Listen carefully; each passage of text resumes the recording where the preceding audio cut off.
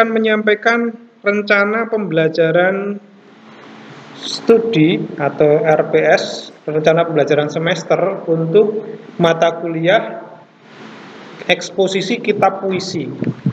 Nah, kenapa dinamakan kitab puisi ya? Karena kita fokus pada genre, bukan kitab ya.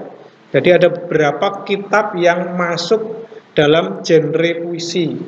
Ya, ada Mazmur, ada Amsal, ada Pengkhotbah, ada juga beberapa perikop dari kitab-kitab narasi yang lain yang di dalamnya itu ada genre puisi, hanya tidak seluruhnya, hanya beberapa. Beberapa bagian dalam kitab Yesaya juga memiliki genre puisi. Oleh karena itu, di dalam pembelajaran ini, fokus yang akan menjadi sampel belajar atau contoh belajar adalah kitab Mazmur, karena kitab Mazmur itu seluruhnya bergaya bahasa puisi. Ya, jadi sekali lagi, yang namanya kitab puisi itu tidak hanya kitab Mazmur saja, tetapi di kelas ini karena keterbatasan waktu ya, kita hanya fokus pada salah satu kitab puisi, yaitu kitab Mazmur dengan bobot SKS 3 SKS. Kalau 3 SKS itu berarti kalau nilainya tinggi, nanti akan mempengaruhi IP-nya, dongkraknya tinggi. Kalau rendah itu berarti akan menarik yang lain juga rendah. Jadi bobotnya atau presentasinya itu besar ya. Khususnya untuk mata kuliah bahasa semuanya itu 3 SKS. Dari nilainya itu bobotnya besar. Kalau yang lain itu cuma 4, itu 6. Ya, seperti itu ya. Jadi akan memberikan bobot nilai yang sangat besar. Nah, kemudian apa penjelasannya? Mata kuliah ini merupakan analisis terhadap puisi Perjanjian Lama, ya khususnya beberapa buku dalam kitab Mazmur, dan menerapkan prinsip-prinsip hermeneutik kitab puisi.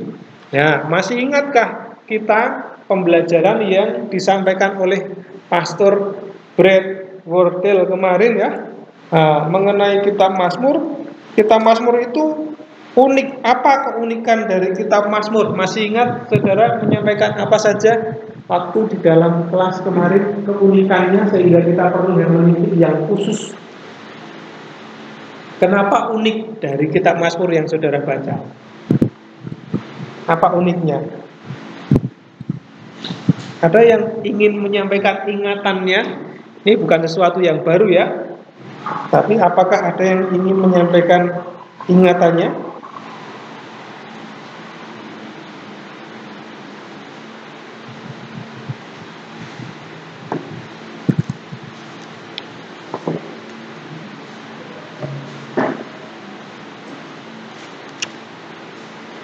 Kenapa unik? Saya katakan unik dan butuh hermeneutik yang tepat untuk menganalisis kitab Mazmur. Berbeda dengan kitab narasi. Apa keunikannya dari yang saudara ketahui? Atau mungkin pertanyaannya saya sederhanakan. Ketika saudara membaca kitab Mazmur, apa kesan saudara? Apa yang saudara lihat? Apa yang saudara rasakan?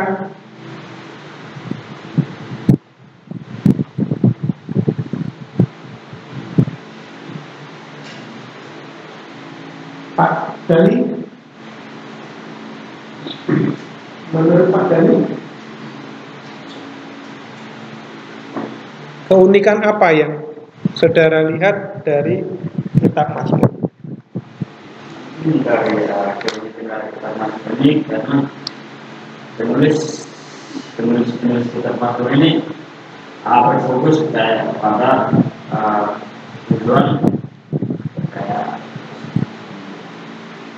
relasi dengan Tuhan atau sesuatu yang mereka alami. Kalau mereka tuliskan di sini itu pujian, sehingga mereka menunjukkan seperti yang kita pernah belajar dengan sebelum saya belajar, saya tidak tahu bahwa dalam kitab Mazmur ini tidak ada ini begitu. Tidak ada? Iya. So, seperti yang Pak Ya, tapi setelah belajar, saya tahu ternyata bisa satu pasal satu ayat misalnya kasih karunia juga yang di situ ada itu. Iya, saya nangkap. Seolah-olah ketika kita membaca Mazmur itu kita tidak berjumpa dengan Injil, tetapi ternyata ketika kita dalami hampir setiap bagian, pasal, bahkan ayat itu menunjukkan pesan Injil yang luar biasa. Begitu ya? Oke. Ada lagi Pak Dani? Oke. Terima kasih Pak Dani. Apalagi yang saudara lihat keunikannya? Apakah dari bentuknya kah atau dari apanya? Pak Gusti?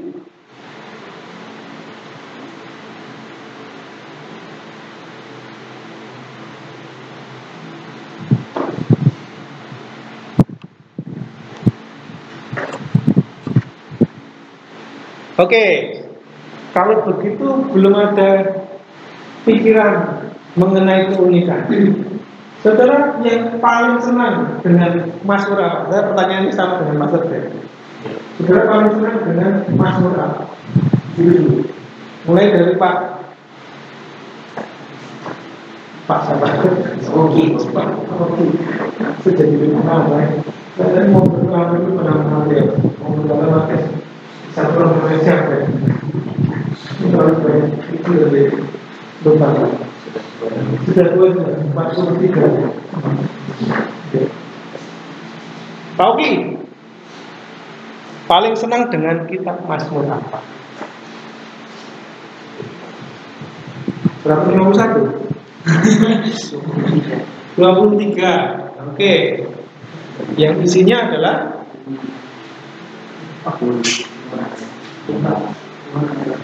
Oke, Adonai rohi lo esar bin on the seyar bin sani amin inah aleni. Oke. Pak Gusti paling senang dengan Mazmur apa? Dulu kan juga, tapi Mazmur itu kan terus orang-orang pada kebenaran itu menyampaikan apa yang mereka rasakan itu, dan itu ketika kita membaca Mazmur itu seperti kita ada dalam cerita mereka. Dan itu bagus dibaca. Ya, karena tidak dibatasi konteks sejarah. Nggak semua Mazmur dibatasi konteks sejarah. Ada beberapa Mazmur yang tidak menyebutkan konteks sejarah. Misalnya kalau Daud ketika bertemu dengan Batseba, berarti itu khusus mengisahkan Daud. Ada Mazmur seperti itu? Enggak ya? Ketika Daud dikejar Saul.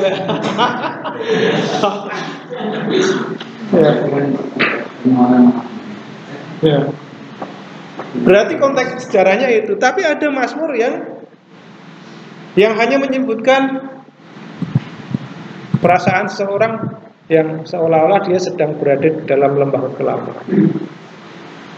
Tuhan adalah gembalaku, takkan kekurangan aku, yang membaringkan aku di padang yang berumput hijau. Seolah-olah kita ada di situ karena nggak dibatasi konteks. Ini bukan siapa-siapa, ini bisa kita. Nah, begitu ya. Keunikannya di situ. Bisa mewakili perasaan kita. Itulah keunikannya. Karena ketidakterbatasan konteks ini, maka Mazmur itu bisa sangat personal, bisa sangat menyentuh pribadi kita. Kita bisa mencemplungkan diri ke situ secara langsung. Tetapi ingat, kemarin ketika kita belajar bersama Pastor Brandon, ada satu pernyataan yang unik, di mana Yesus itu adalah Daud yang sejati. Masih ingat ya? Ketika kita membaca Mazmur Daud, kita memang membayangkan Daud sedang berpikir seperti itu, sedang merasakan seperti itu, tetapi kemudian tidak cukup sampai di situ. Justru ketika kita sedang membayangkan Daud itu sebenarnya hanya tipologi. Daud itu hanya bayangan Siapa sesungguhnya yang ada di situ? Yesus. Wah, itu yang nanti akan merubah atau bukan ya, menambah wawasan yang harus saya tambahkan di dalam diktat ya. Kita akan pelajari dengan perspektif bahwa Yesus adalah pemazmur sejati. Wah, itu luar biasa. Saya menggarisbawahi itu dan luar biasa. Pak Yono, paling senang dengan Mazmur apa? Oh, ada spesifikasi ayat. Ya. Apa itu? Firman-Mu pelita bagi kakiku dan terang bagi. Oke, luar biasa. Seolah-olah itu mengena sekali ya. Bukan seolah-olah, itu memang tanpa harus dipikirkan, tafsirkan secara mendalam. Kita tahu pelita itu ya penerang. Tapi pertanyaannya, pelita bagi kaki, terang bagi jalan. Nah, berarti nanti akan ada sesuatu yang harus kita dalami. Kalau pelita itu kan biasanya menerangi mata ya. Tapi kenapa di situ ditulis pelita bagi kakiku dan terang bagi jalanku? Nah, itu menarik. Pak Yuven, Mazmur apa yang paling suka?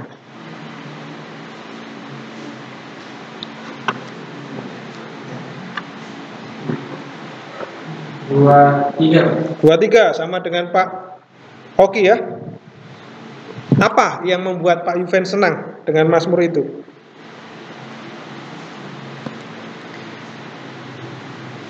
Karena membuat kita nyaman ya.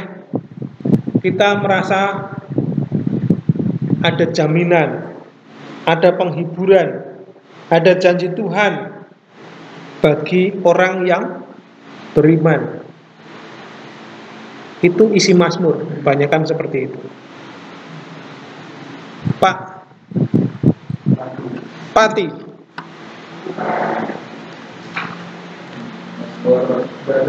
Dua-dua, oke. Mengapa senang dengan dua-dua?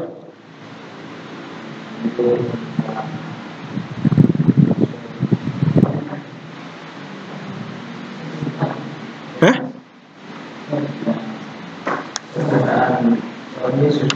Oke.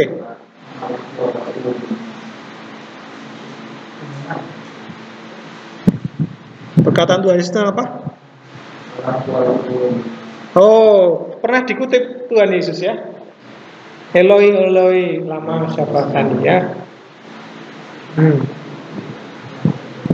Berarti benar Yesus itu pemazmur yang sejati tadi. Eloi, Eloi, lama sabachthani. Oke, Pak Dani tadi sudah ya?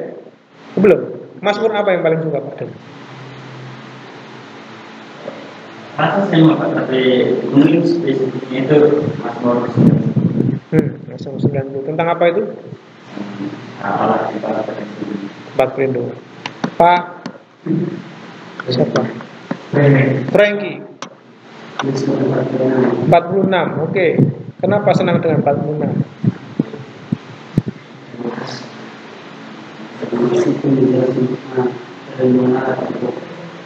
Perlindungan Allah.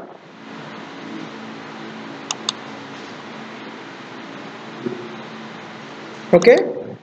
Pak Mateos. Semua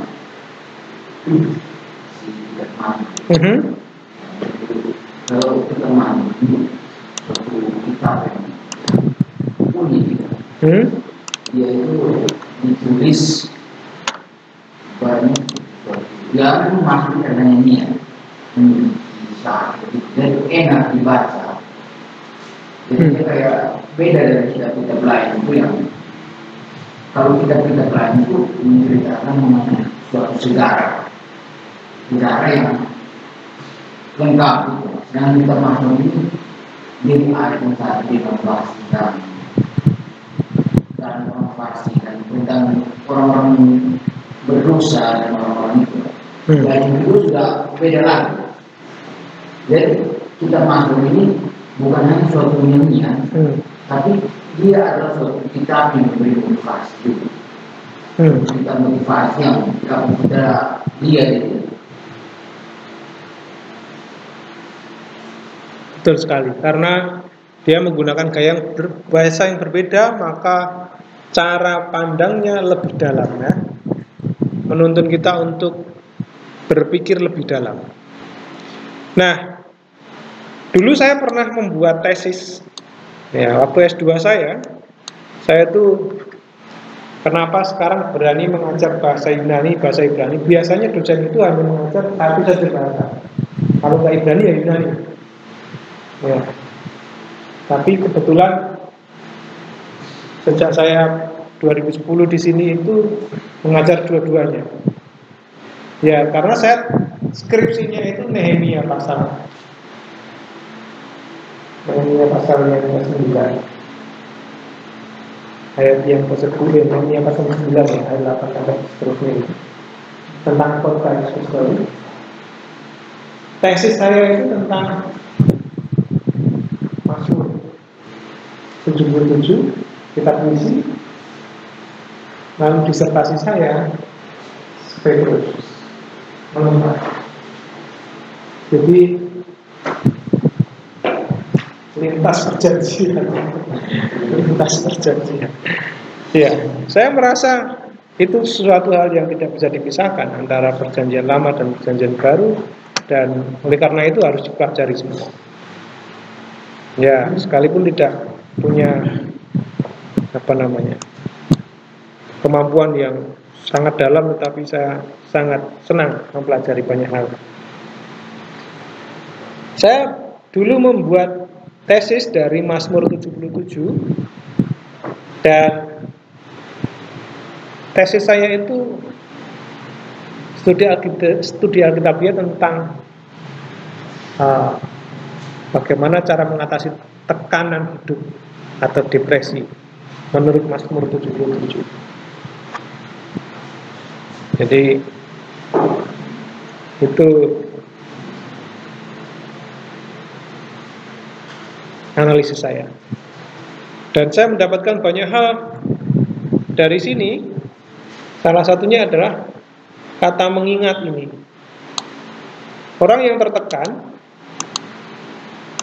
tertekan itu malah justru terapinya adalah dengan mengingat perbuatan-perbuatan Tuhan.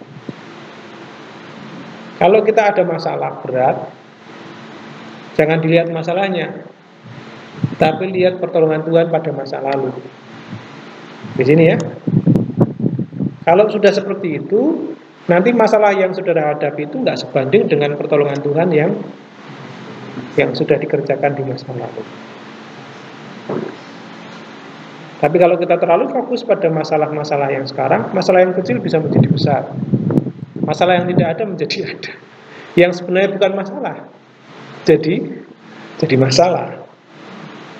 Tetapi kalau kita fokus pada perbuatan-perbuatan Tuhan, ya, mengingat keajaiban-keajaiban Tuhan di zaman purbakala, maka sesungguhnya tidak ada sesuatu yang berat di dunia ini, karena yang paling berat itu sudah ditanggungnya.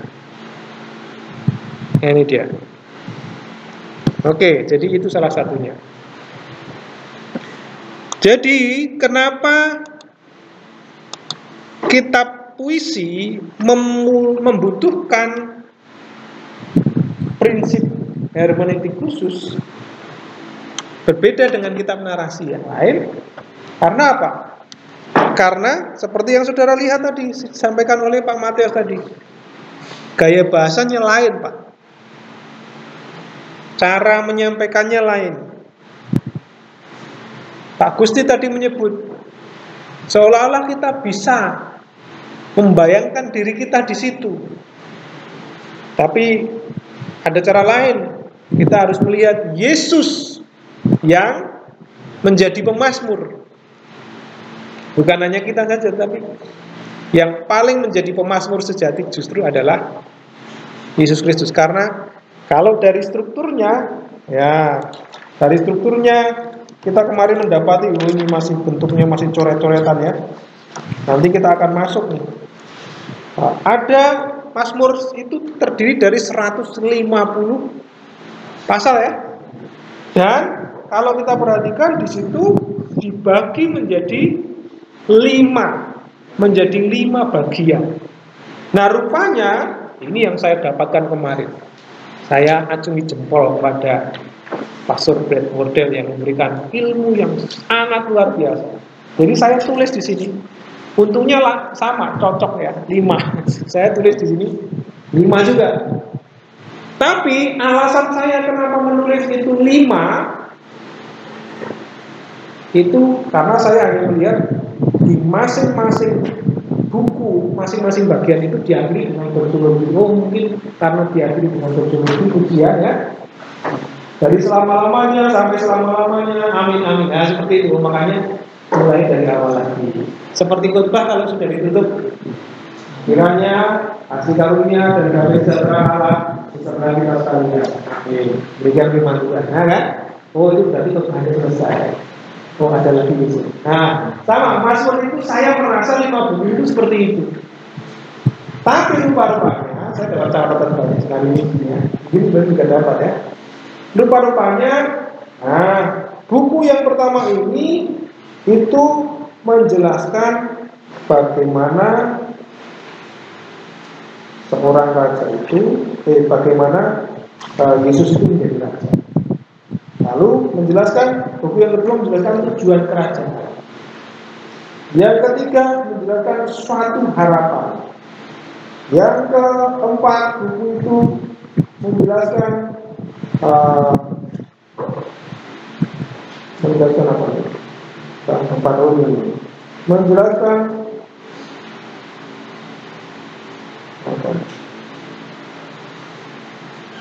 bahwa kita masih memiliki pengharapan lagi ya, seperti bangsa Israel ya.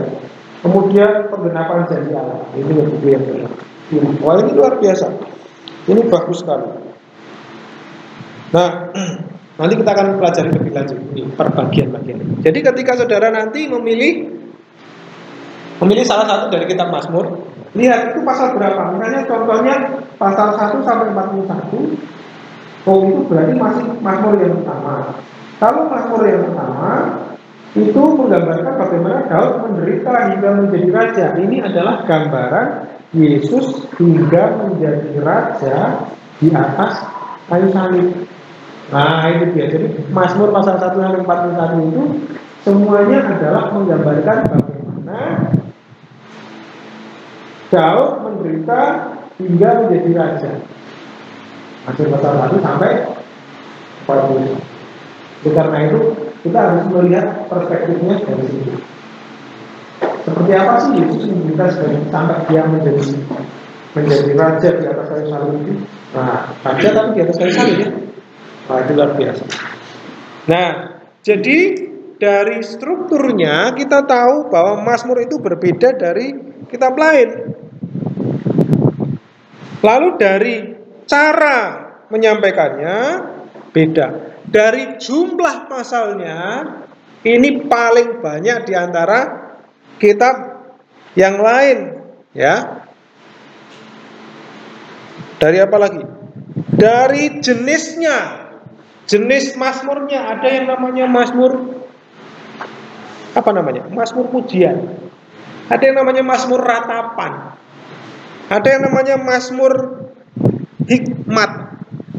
Ya. Ada juga namanya hukum ya. Itu beda. Oleh karena itu cara menganalisisnya pun harus beda. Nah, keunikan lainnya apa? Periodenya, perhatikan. Periode penulisan Mazmur itu ditulis dalam periode waktu yang cukup panjang. Ya, menarik ya. Periode waktunya cukup panjang. Para penafsir menganalisa bahwa periode waktu Mazmur itu ditulis dalam rentan waktu 400 sampai 500 tahun. Tidak kemudian satu hari langsung jadi 150 pasar, enggak. Itu butuh waktu kira-kira 400 sampai 500 tahun, bayangkan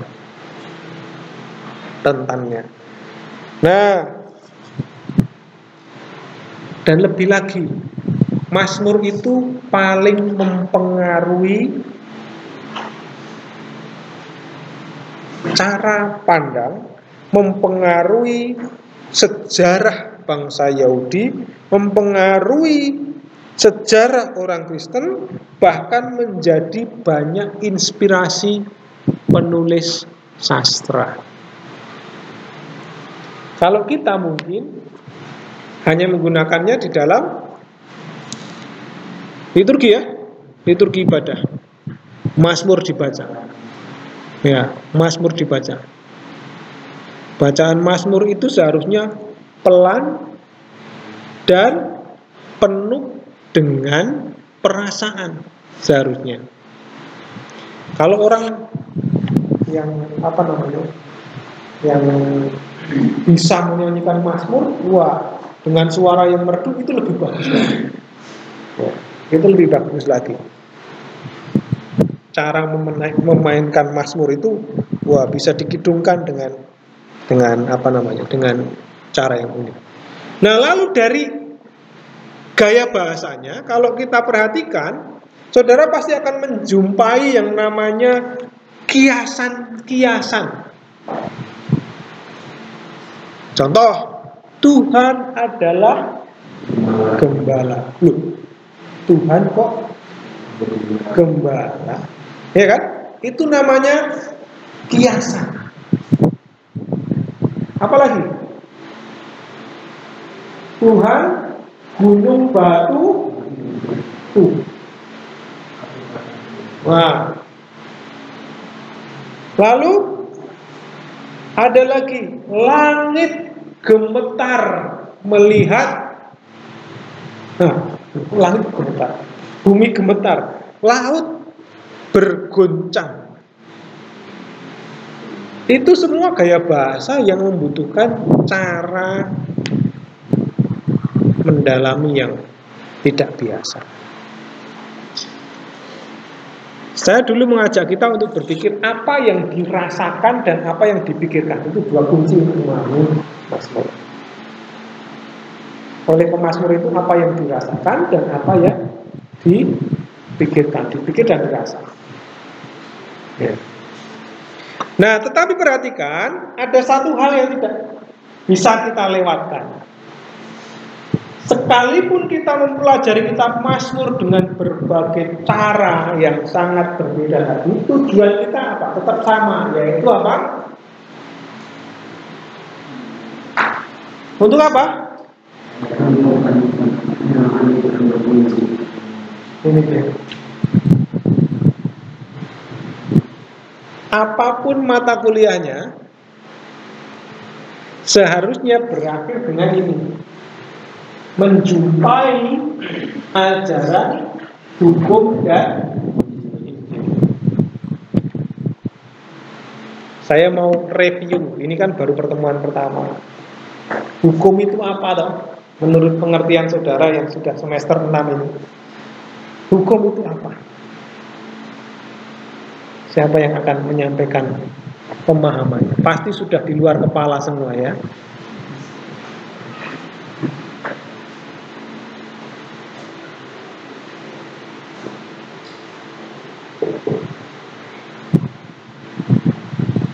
Lalu di sini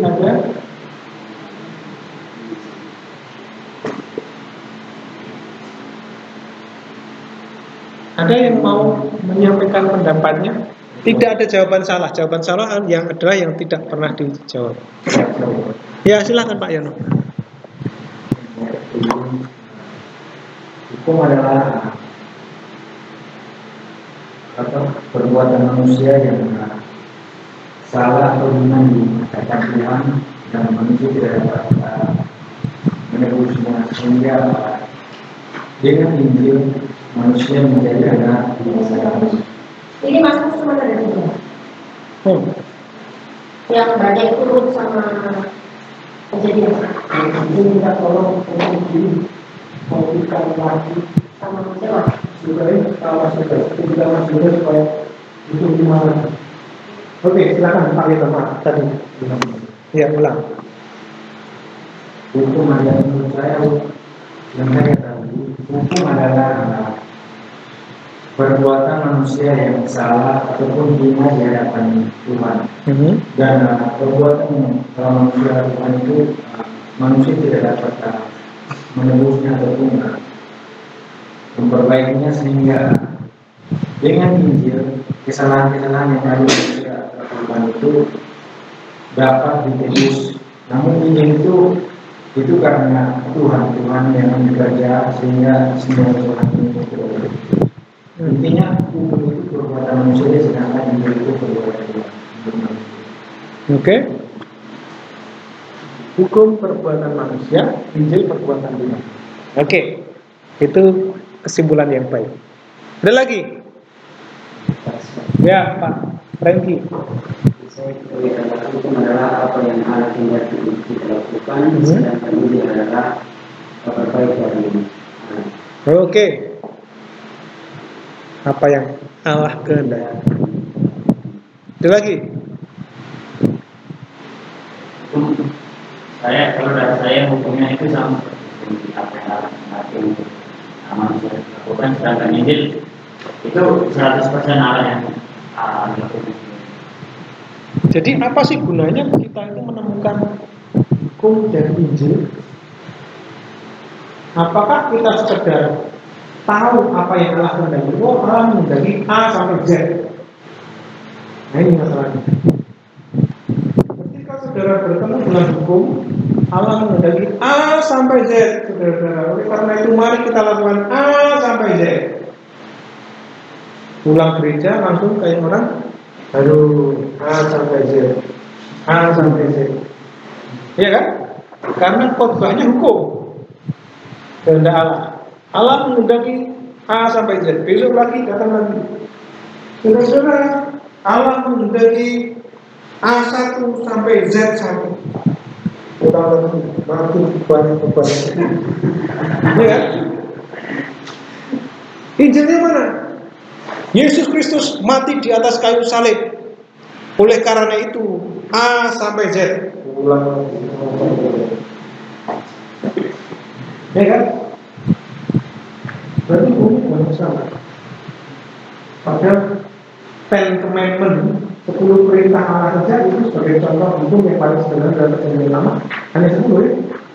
Oke, sekarang kita mau lihat hukum itu tadi apa sebenarnya? Kehendak salah ya? Atau perintah Allah, boleh. Perintah atau larangan Allah. Gimana kita bisa lihat?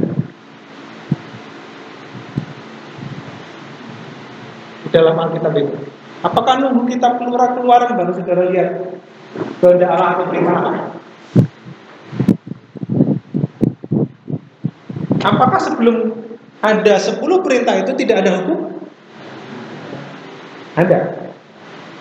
Contoh, kemarin kita sudah belajar kitab Kejadian ya. Ada nggak hukum Allah di sana? Ada. Apa itu? Sebutkan satu.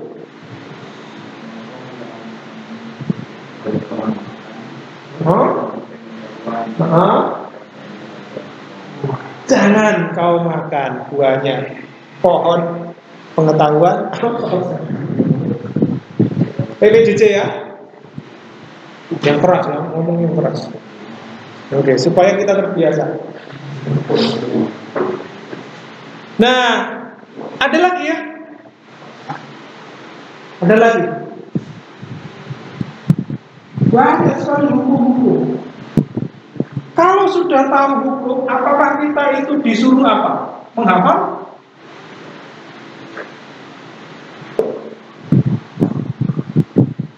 Apa enggak 10 perintah?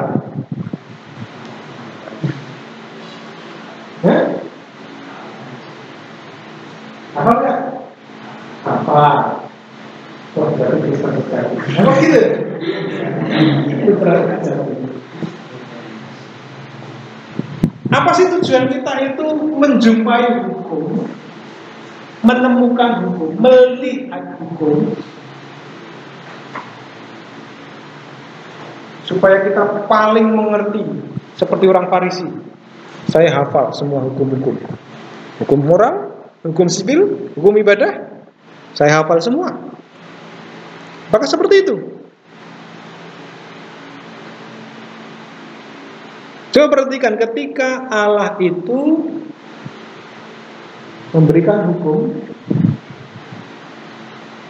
jangan kau makan buahnya, pohon yang pengetahuan itu tadi.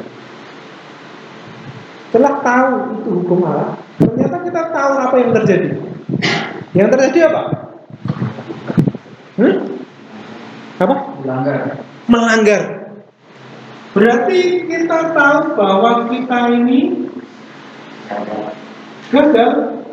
Bukan hanya menghafal, tapi kita tahu bahwa kita ini gagal. Gagal total. Gak usah nunggu sampai 10 hukum lah. Baru dikasih 1 saja, kita pakai demikian. Gak ada 10 hukum ya. Cuma 1, jangan kau makan. Apa sih susahnya? Tapi itu membuktikan bahwa kita itu ternyata ya.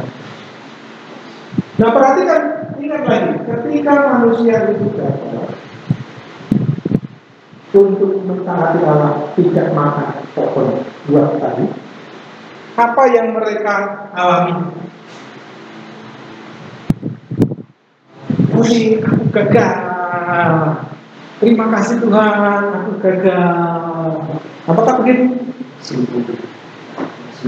Ya, mereka merasa malu. Apalagi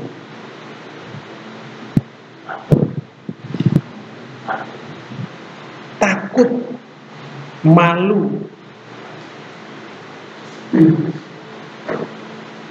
Lalu kenapa mereka bersembunyi? Karena telanjang. Kalau telanjang, kenapa rupanya emang sebelumnya nggak telanjang?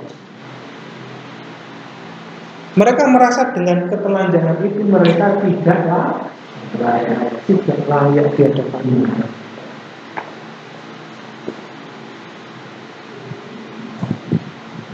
Ini sebenarnya tujuan kita untuk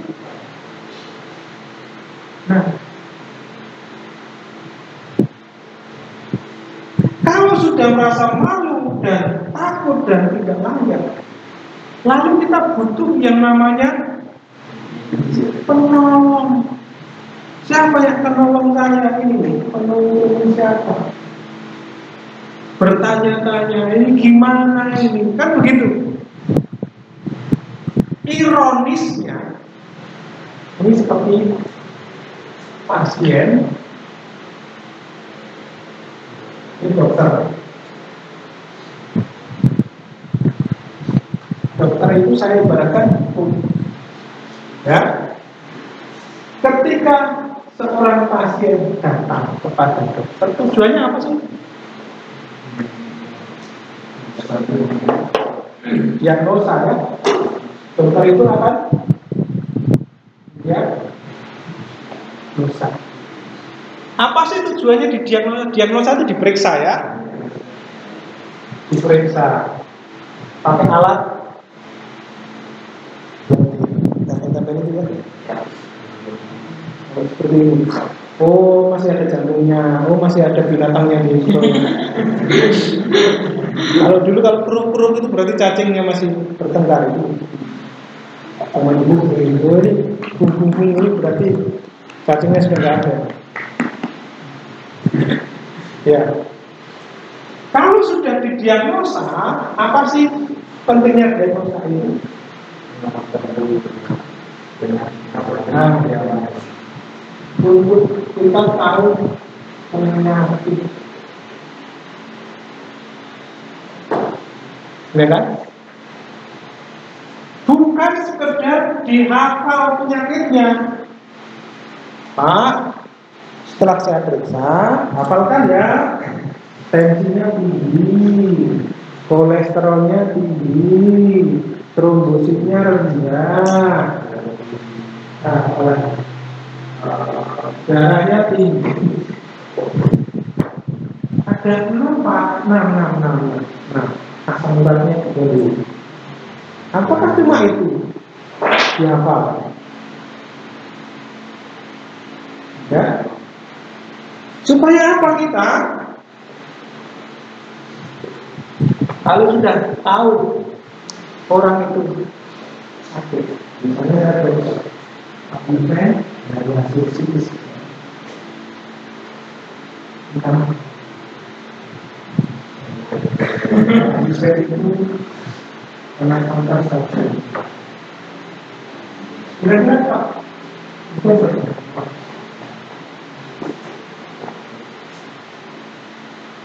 Biasanya akan berekspresi seperti itu. Ya. Apalagi bagi kita penyakit ini belum ada ukurannya. Saudara pasti akan. Itulah tujuannya. Kalau sudah tahu penyakitnya, tujuannya supaya saudara merasa takut, merasa perlu obat. Apakah ada orang yang kira-kira kalau sudah diponis dokter, Pak, umur makmurnya berbeda? Yes. Apa ada yang seperti itu?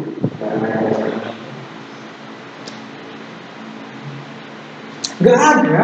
Jadi ini sebenarnya tujuan akhir hukum itu ini. Maka hukum itu kalau saudara lihat buku-buku yang saudara pelajari itu menjadi hukum itu menjadi kekang, apalagi cermin, apalagi penuntun. Apa sih maksudnya kekang, cermin, penuntun? Ya supaya kita itu tidak gagal lagi. Cermin supaya kita itu tahu bahwa kita ini orang yang gagal total. Penuntun supaya kita itu perlu tahu siapa yang sesungguhnya bisa menolong kita. Itulah hukum. Jadi kalau saudara khotbah selalu menyampaikan, oh saya sudah khotbah hukum Pak. Apa itu? Ini Tuhan itu menghendaki kita A, B, C, D. Oleh karena itu saudara dari keadaan Tuhan ulanglah untuk melakukan A, B, C, D.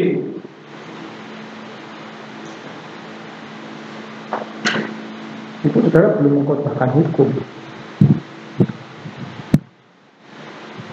Hukum itu dikhotbahkan, diajarkan bukan supaya kita tahu daftarnya peraturan-peraturan, bukan, tapi supaya kita dapat membuktikan orang itu gagal di dalam melakukan kehendak Allah. Kalau sudah gagal, membuat orang itu seharusnya malu, takut, dan tidak layak. Kalau sudah dikasih tahu kita gagal tapi masih cengengesan, berarti orang itu apa? Beban. Sama seperti orang yang sudah mendapatkan berita Pak, hidup Pak tinggal 3 bulan. Asik. Bapak enggak boleh ya minum minuman alkohol karena Bapak sudah rusak ini jantungnya Pak, livernya. Jadi Pak tinggal punya waktu 3 bulan. Pulang topi miring. Apa namanya? Yang tiap Shopee.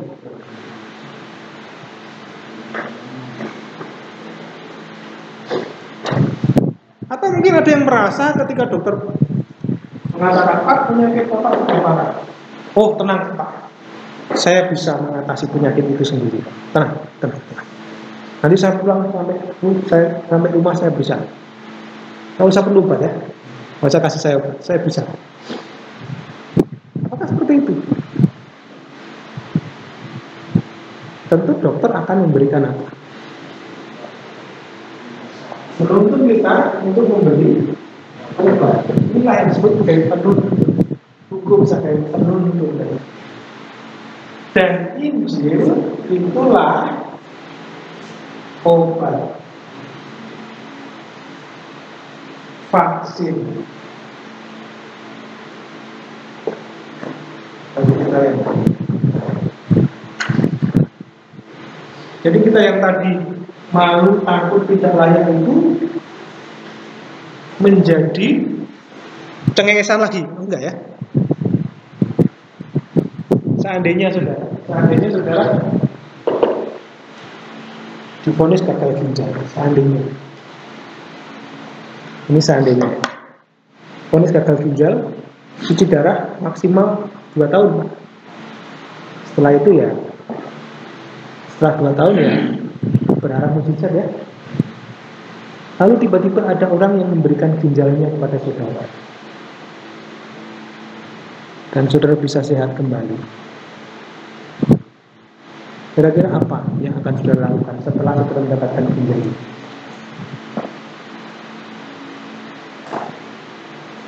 Saya akan mulai merubah kegiatan mulai menuruni resiko berat aman menurut saya kalau bisa dan berdoa. Pasti dia akan menjaga ginjal yang kedua itu dengan lebih baik lagi. Kalau yang tadi minuman bersudah, kita tidak.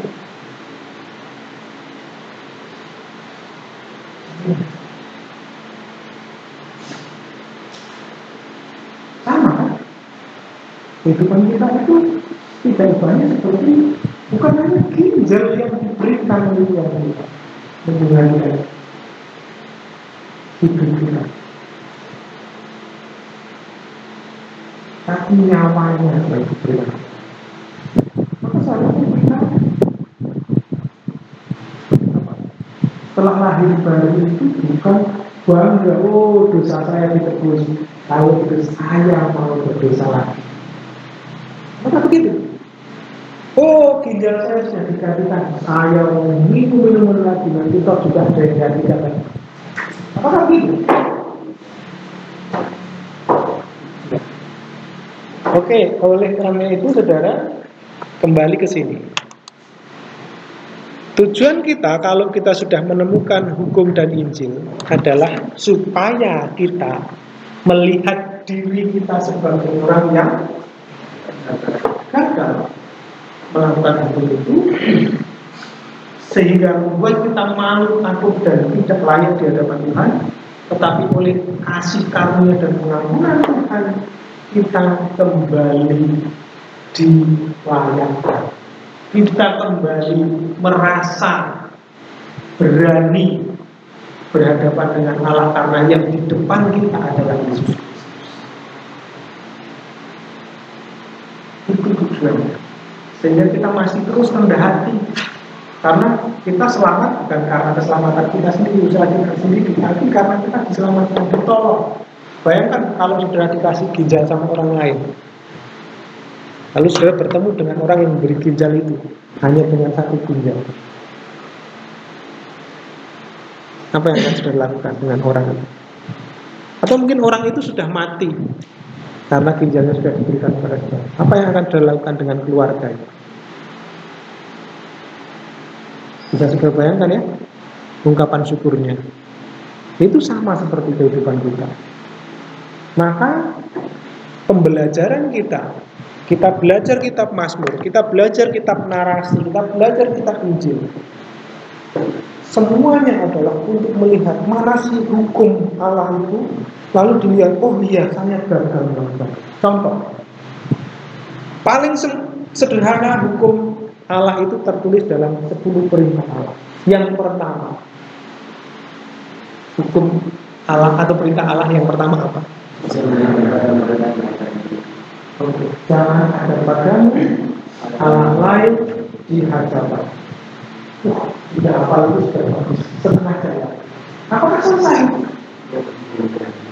Pertanyaannya pada diri kita, apakah kita gagal? Apa sih maksudnya jangan ada pada orang lain di hadapanku? Apakah kita itu menyembah Allah yang namanya berbeda atau apa? Oh Pak, saya tidak pernah punya Allah lain, Allah saya cuma satu Tuhan Yesus Kristus. Nah, kalau sebenarnya di sini, bagaimana? Saya masih membawa kata Yesus. Betul. Ini ada kita dari di sini ada perintah pertama, tapi disebut sebagai kemuliaan Allah. Halaman 67. Ada penjelasannya, menarik di sini. Penjelasannya adalah jangan ada padamu Allah lain di hadapanmu. Artinya apa sih? Kita harus mengasihi dan percaya kepada Allah melebihi segalanya. Artinya kalau kita punya sesuatu yang lebih tinggi dari atas, dan kita sedang menyembah. Contoh, apa itu? Oke, apa lagi? Apa lagi? Oke, apa lagi?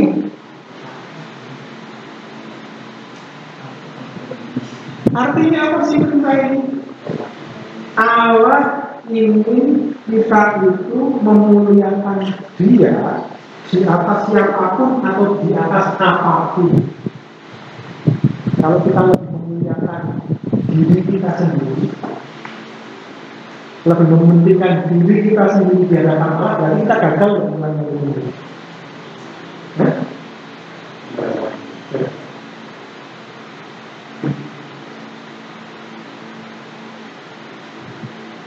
Gimana caranya kita memuliakan Allah? Di sini ada, kita memuliakan Allah di atas segalanya dengan cara menempatkan firman-Nya dan perintahnya di atas perkataan dan perintah siapapun. Ya. Kalau firman-Nya nomor 2, firman-Nya perkataan orang lain nomor 1, gagal loh. Kalau sudah gagal, seharusnya kita apa? Biasa, biasa.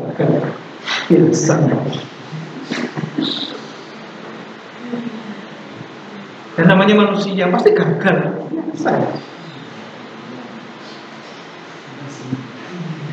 Kadang kita bangga dengan kegagalan.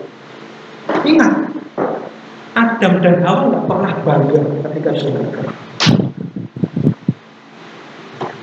Apa yang dilakukan Adam dan Hawa? Buru-buru cari itu. Ya ini antropomorfisme ya, untuk menggambarkan betapa malunya orang yang sudah gagal. Dia bersembunyi di belakang pohon, takut menghadapi kedatangan Allah yang biasanya bersekutu bersama mereka. Seharusnya seperti itulah sikap.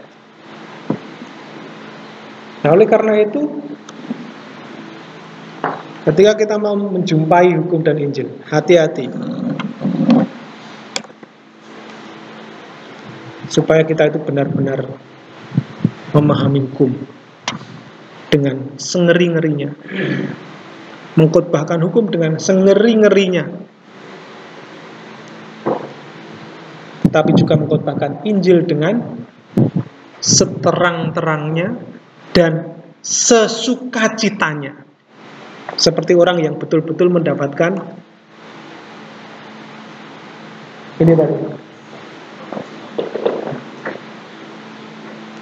Masih ingat ketika dulu ada corona merajalela selama hampir 1 tahun lebih, 1 tahun 8 bulan mungkin ya, belum ada vaksin, ya kan? Ketika orang divonis COVID, udah tinggal tunggu hari aja. Bahkan ada satu kisah yang sangat tragis di mana dokter itu masih dalam keadaan sehat, tapi sudah sudah divonis COVID, dia harus pulang untuk berpamitan dengan anak dan istrinya, tetapi dia hanya sampai di teras depan rumah jauh, hanya di depan jalan. Dia masih bisa, dadah, saya kena COVID nih, sebentar lagi saya mati. Dan anak istrinya tidak bisa memberi. Kalau tahu-tahu dia sudah 3 mereka.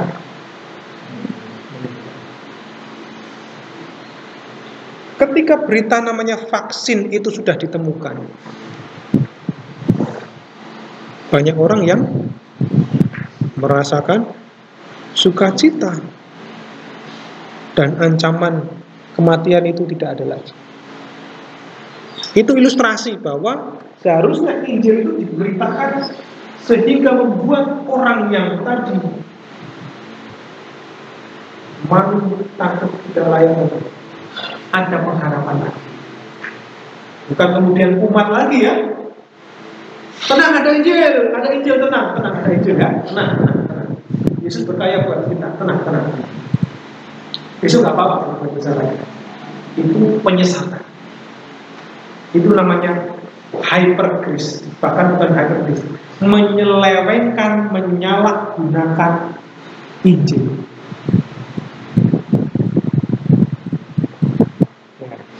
Rasul Paulus bertanya, apakah aku boleh berbuat dosa supaya makin besar kasih karunia ini? Sekali lagi kita disamakan dengan menyalibkan Yesus kedua kali. Kita disamakan seperti seorang yang memberikan ginjalnya tadi, lalu saudara kumat lagi karena saudara memperbaiki, tidak memperbaiki, lalu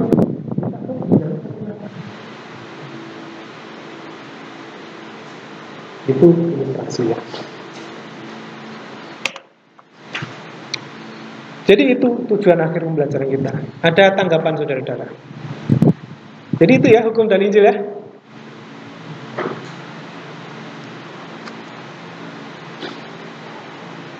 Apa kesan saudara tentang penjelasan hukum dan Injil? Apakah bisa dipahami?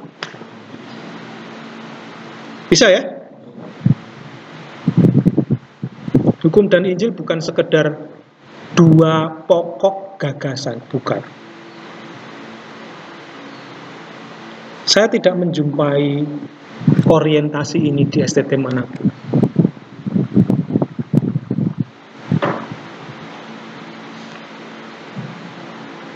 Tetapi di sekolah ini pendekatan pembelajaran itu ditujukan supaya kita menjumpai meta. Kalau saudara tanya, enggak meta ya. Saudara bisa tanya, buatkan saya khotbah dari Matius pasal 20 ayat sekian-sekian. Buatkan saya khotbah dari Yohanes 3 ayat 16. Bisa memberikan struktur khotbah yang, tapi jangan coba-coba saudara khotbahkan depan saya, karena saya tahu bahasa meta itu seperti apa.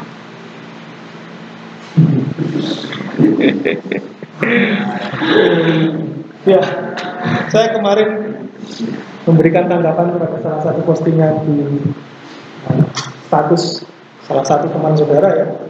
Lalu teman saudara menanggapi, tapi menurut tanggapan saya panjang sekali. Saya baca, ini bukan tanggapannya, ini tanggapannya.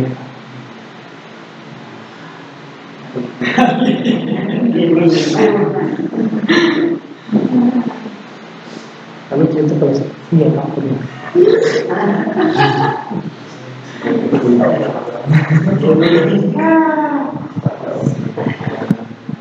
Hanya diganti dengan menurut tanggapan saya, bla bla bla bla bla bla. Saya kan hafal bahasanya EA, bahasanya Mbak Meta, saya hafal. Khotbah, Mbak Meta pinter bikinkan saudara khotbah, tapi tidak akan dituntun untuk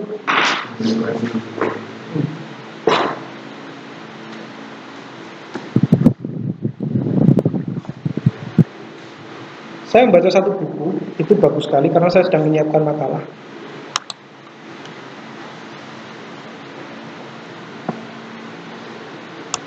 Saya sedang menyiapkan makalah, lalu saya menerjemahkan satu buku, saya akan membagikan kepada saudara. Saya matikan dulu ya. Ini karena baru pertama masih ngobrol yang enak-enak saja ya. Oke. Bukan. Nah, ini.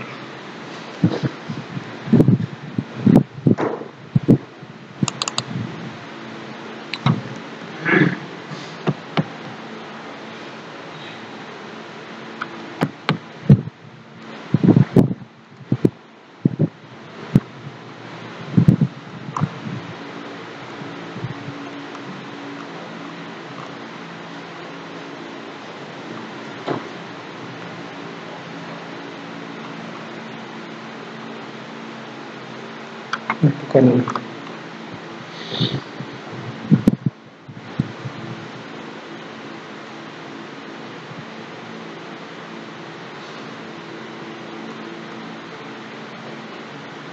Ya intinya buku itu mengatakan bahwa sekalipun kita banyak tahu hal tentang Alkitab,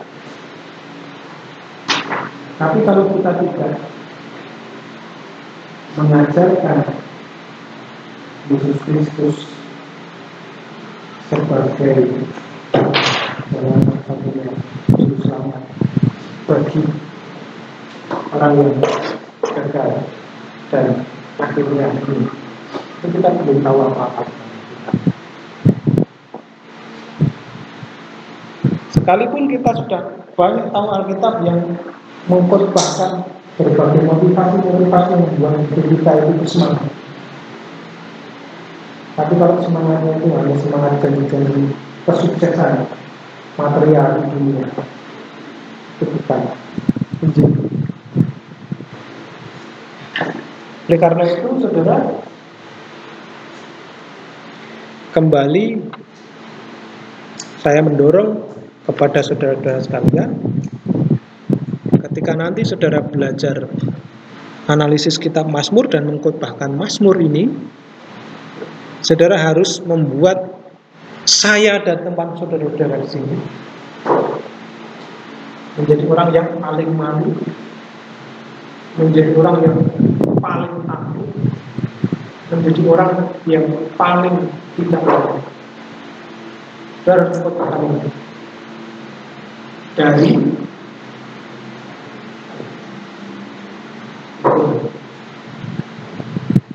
contoh tadi ya. Jangan ada padamu Allah lain. Ternyata pengertiannya itu adalah menyampaikan kemuliaan Allah. Gimana cara kita memuliakan Allah? Dengan menempatkan firman-Nya di atas segala-galanya. Pertanyaannya, apakah kita benar-benar menempatkan firman-Nya di atas segala-galanya? Dengan kehidupan kita? Tuntunan Katekismus Luther itu luar biasa. Membuat kita detail tahu bahwa kita ini gagal melakukan 10 perintah. Itu hanya 10 loh, padahal lebih dari 10 loh. Jadi saudara, ini adalah penjelasan kita dan orientasi pembelajaran kita.